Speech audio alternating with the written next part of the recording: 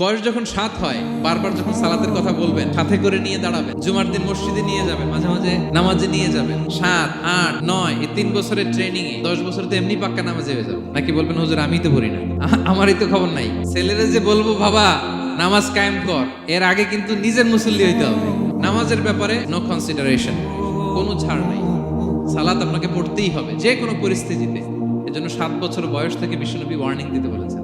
10 বছর বয়স হলে প্রয়োজনে রূঢ় আচরণ করো, শাসন করো, প্রয়োজনে মৃদু প্রহার করো। অনেক ফ্যামিলি আছে নিজেও নামাজি, ছেলে মেয়েদেরকেও নামাজের কথা বলে পড়ায়। জোহর পড়তে দেয়, আসর পড়তে দেয়, মাগরিব পড়তে দেয়, এশা পড়তে দেয়, ফজর পড়তে দেয় না। ফজর নিয়ে টেনশন নাই। কেন?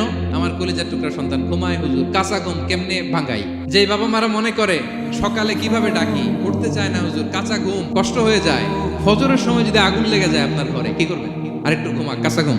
দুনিয়ার আগুন থেকে রক্ষা করার জন্য যেমনি ডাকেন, উঠায় নিয়ে আসেন, জাহান্নামের কঠিন আগুন থেকে বাঁচানোর জন্য ফজরের সময়ও ডাকার দরকার আছে না নাই?